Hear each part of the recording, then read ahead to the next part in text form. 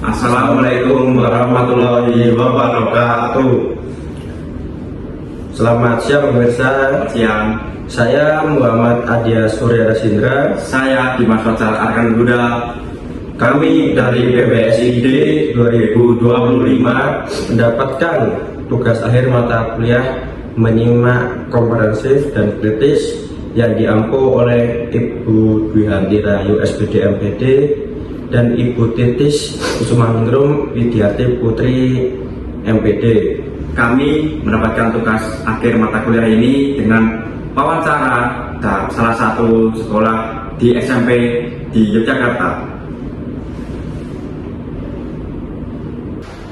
Baik, langsung saja pada intinya, yaitu peran guru dalam perkembangan sistem pendidikan yang silih berganti. Untuk Ibu, pertanyaan yang pertama, apa sih fungsi utama dari seorang pendidik dalam evolusi sistem pendidikan yang terus mengalami transformasi seiring waktu?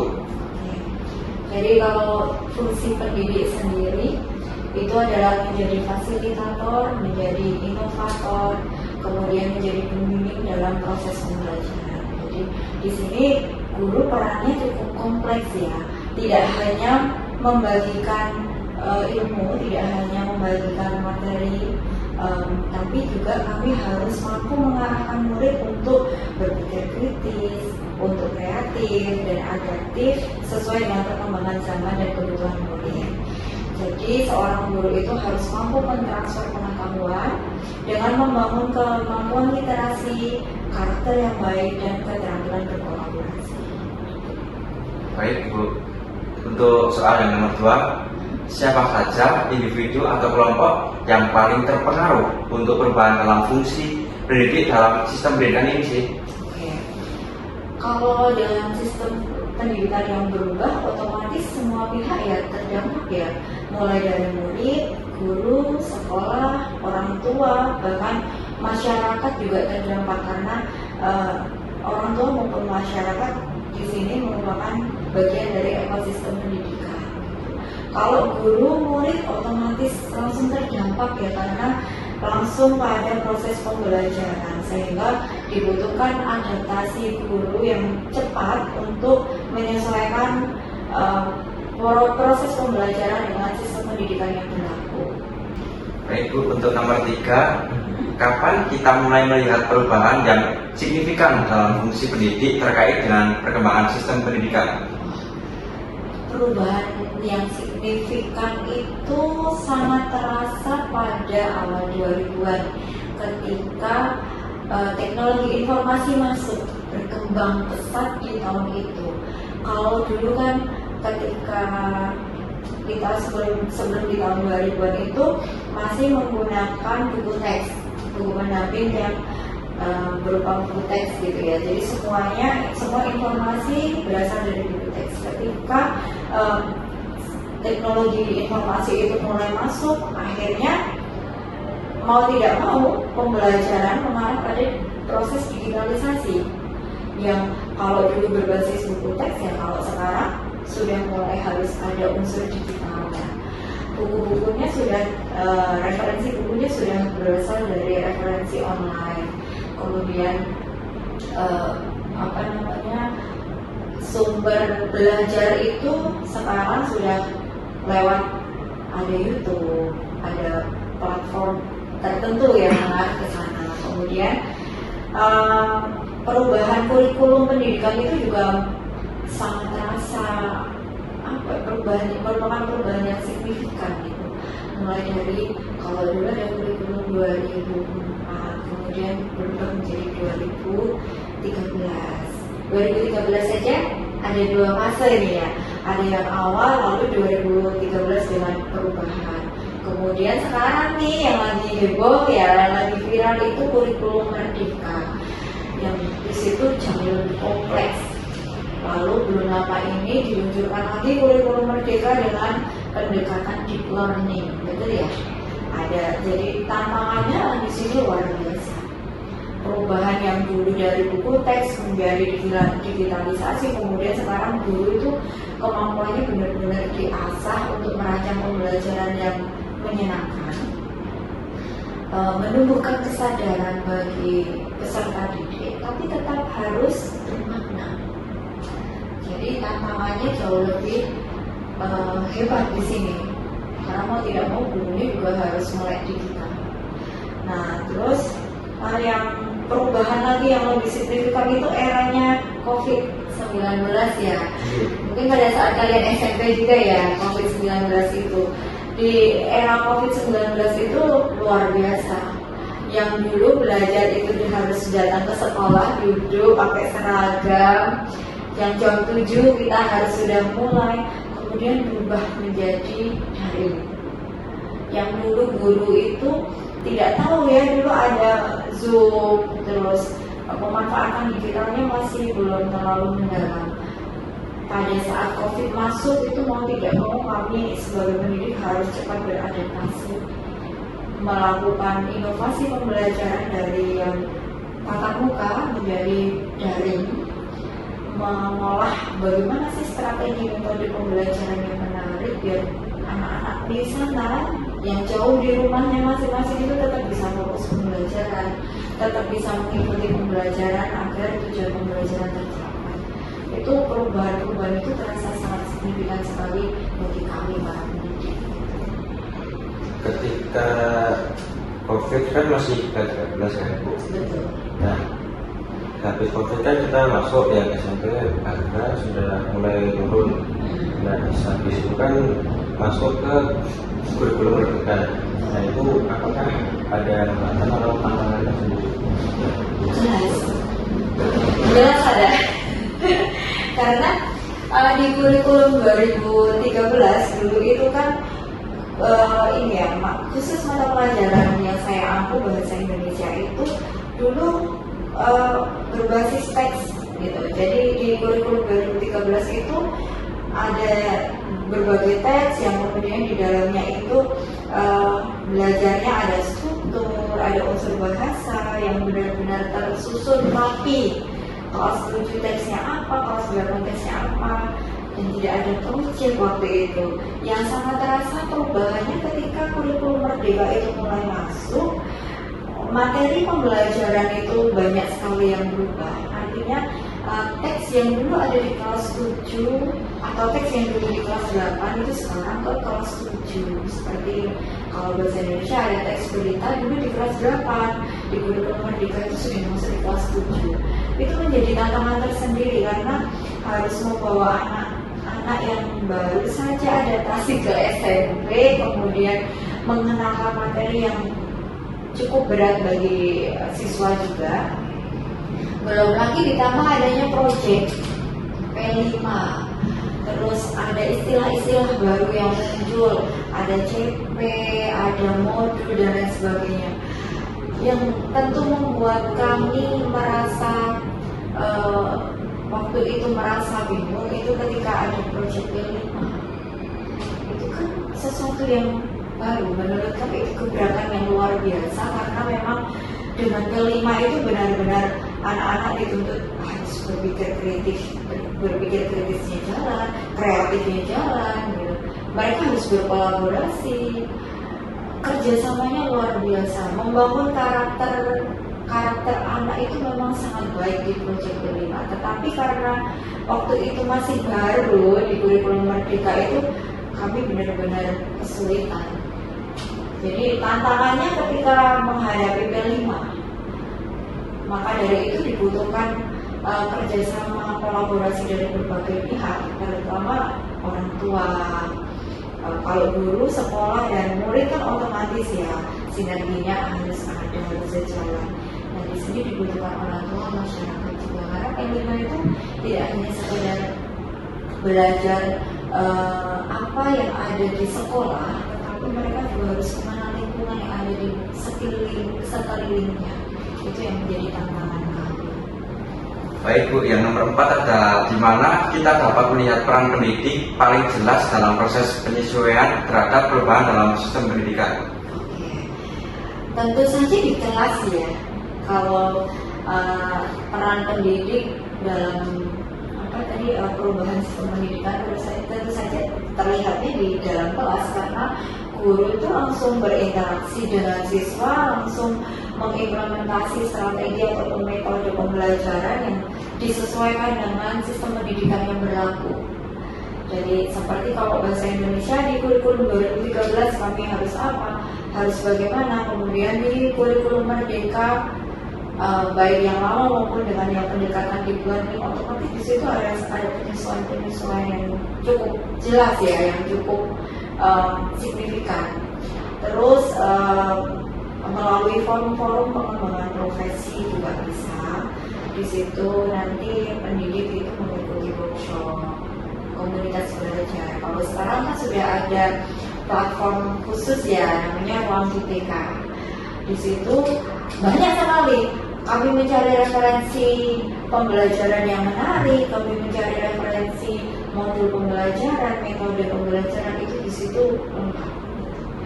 Kemudian kalau di lingkungan sekolah jelas peran pendidik dalam merancang berbagai program yang ada di sekolah yang kaitannya dengan proses pembelajaran yang berlangsung. Misalnya ada program literasi kalau di sekolah di SMP 5, kemudian ada program seperti berbasis project P5. Kalau sekarang ada P7 gitu ya. P7 itu jauh lebih kompleks lagi. Kemarin juga sempat awal P7 dimulai itu kami juga agak kesulitan karena belum ada pandangan sebelumnya P7 itu seperti apa. Di kelas 7 kan sekarang P7, di kelas 8 dan 9 masih P5 karena pendekatannya yang berbeda sehingga ada sedikit perubahan di situ. Targetnya pun berbeda sebenarnya. Terus ya itu sih melalui kegiatan-kegiatan kalau di sini ada MGMP, musyawarah dulu mata pelajaran. Jadi setiap mata pelajaran itu nanti kami ada diskusi kecil. Ada hari MGMP sekarang ini yang sedikit berbeda dari yang sebelum-sebelumnya. Di kurikulum Merdeka itu ada hari MGMP. Jadi hari khusus untuk guru mengembangkan potensinya, program khusus. Jadi ada satu hari, kalau bahasa Indonesia itu hari Selasa, itu nanti kami biasanya berkumpul baik MGMP sekolah maupun MGMP di tingkat yang lebih tinggi kota atau kabupaten. Nanti di situ ada pelatihan, kadang ada seminar, workshop, kemudian diskusi terkait dengan berbagai perubahan yang ada, termasuk dengan TKA. Kalau di mata pelajaran bahasa Indonesia kan menjadi salah satu mata pelajaran yang diujikan di TKA. Jadi kemarin sempat ada pelatihan penulisan soal TKA bersama Profesor Amar Effendi, dosen UNY juga. Kemudian kami juga ikut kegiatan yang dilaksanakan oleh BPGTK, di mana di situ ada pelatihan terkait dengan deep learning, pendekatan deep learning. Ada pelatihan pembuatan modul, kemudian ada pelatihan pembuatan soal. Jadi pendampingan langsung dari narasumber yang memang berkompeten di bidangnya. Apakah ada tantangan dalam siswa saat melakukan P5 atau P7 habis itu melakukan tambahan buat TKA atau apa? Oke. Kalau tantangan jelas ada ya. Tidak ada program yang tidak ada tantangannya. Kayaknya setiap program itu harus ada tantangannya, gitu kan. Kalau P5 itu sebenarnya dilaksanakan P5 ataupun P7 ya, itu sebenarnya kan dilaksanakannya di jam efektif pembelajaran sebenarnya. Hanya saja ya namanya murid, namanya siswa itu kan kadang ditargetkan hari ini mengerjakan apa, mereka mundur, kadang begitu yang membuat kami agak kesulitan itu ketika mengalokasikan waktunya. Kalau di SMS 5 sendiri sebenarnya sudah ada setiap minggu, setiap bulan itu ada di minggu terakhir, 1 minggu itu untuk kegiatan P5. Tapi kegiatannya tidak dari pagi. Jadi pagi jam pertama sampai jam ketiga kami tetap pembelajaran seperti biasa, kemudian mulai jam keempat sampai akhir pembelajaran itu kegiatan P5. Maka yang menjadi tantangan adalah bagaimana merancang kegiatan P5 maupun P7 agar tidak menjadi beban untuk siswa, tapi tetap bisa berjalan dengan baik. Tantangannya di situ sih, merancang programnya. Kemudian kalau dari siswanya mungkin ya namanya guru kan kadang siswa ntar dulu gitu. Jadi kalau itu dalam kehidupan sehari-hari juga pasti begitu ya. Ada waktunya ketika kami minta siswa harus ini tuh mereka ngeluh gitu, ada waktunya begitu. Cuman kalau itu kan tantangan itu mah menyusunnya sih, lebih ke menyusun program P5 maupun P7 yang efektif, yang tepat sasaran dan tidak memberatkan tentunya. Baik Bu, yang nomor 5, mengapa peran pendidik sangat krusial dalam menghadapi perubahan dan inovasi dalam sistem pendidikan? Ya, peran pendidik memang sangat krusial ya, karena pendidik guru itu sebagai ujung tombak dari sistem pendidikan. Ketika pemerintah atau lembaga-lembaga pendidikan itu mempunyai inovasi, mempunyai program-program yang berkaitan dengan pendidikan, otomatis ujung tombaknya di guru. Karena guru itu langsung mengimplementasikan apa yang menjadi inovasi atau apa yang menjadi rancangan dari atas. Jadi guru itu langsung berhadapan dengan murid dalam menjalankan sistem pendidikan yang benar. Kalau ada perubahan dari seperti tadi perubahan kurikulum itu kan yang menjadi ujung tombaknya guru. Perubahan kurikulum itu bisa dievaluasi atau bisa berjalan baik atau tidak, itu bagaimana gurunya di lapangan, di kelas gitu kan. Jadi di sini sangat penting peran guru, karena tanpa guru, tanpa pendidik yang kompeten, tanpa pendidik yang cepat beradaptasi, otomatis inovasi pendidikan dari pemerintah atau lembaga-lembaga pendidikan yang berkompeten yang ada di bidangnya itu tidak akan berjalan maksimal. Jadi sangat penting kalau menurut saya ya, sangat krusial. Ketika guru atau pak guru memiliki murid yang kayak sampai itu bagaimana caranya biar anak itu bisa mengikuti yang lain? Kami mengelompokkan siswa antara yang mampu, yang berkompeten di bidang teknologi dengan siswa yang kurang. Kemudian nanti di situ ada teaching. Oke Bu, yang terakhir ada bagaimana para pendidik menyesuaikan diri dan meningkatkan keterampilannya untuk mengikuti perkembangan sistem pendidikan yang terus berubah. Oke, ini tantangan para pendidik nih. Ketika sistem pendidikan itu berubah, kurikulumnya berubah, otomatis kami juga harus menyesuaikan diri ya. Kalau untuk pendidik sendiri, itu tadi kami mengikuti berbagai workshop, pelatihan-pelatihan, ada webinar juga yang berkaitan dengan pendidikan atau kalau sekarang kaitannya dengan deep learning. Kemudian belajar mandiri melalui platform tadi, platform belajar dari Ruang GTK yang tadi saya sampaikan. Di Ruang GTK itu kita banyak sekali informasi yang bisa kita dapatkan. Terus bergabung dalam komunitas-komunitas belajar. Biasanya kalau kombel-kombel itu kan nanti ada berbagi praktik baik. Di situ nanti kadang ada webinar-webinar, seminar online itu yang berkaitan dengan pembelajaran. Nah itu biasanya kami mengikuti itu. Terus ada lagi supervisi, itu refleksi praktik mengajar secara berkala. Jadi ketika kami mengajar, nanti ada supervisor yang ada yang mengamati, kemudian nanti memberikan masukan. Itu sih untuk kami bisa mengikuti atau beradaptasi dengan sistem pendidikan yang baru. Baik, itu tadi adalah wawancara tentang peran guru dalam perkembangan sistem pendidikan yang silih berganti. Terima kasih buat Ibu Ria atas waktunya untuk kami wawancarai. Sampai jumpa lagi di di waktu yang lain. Ada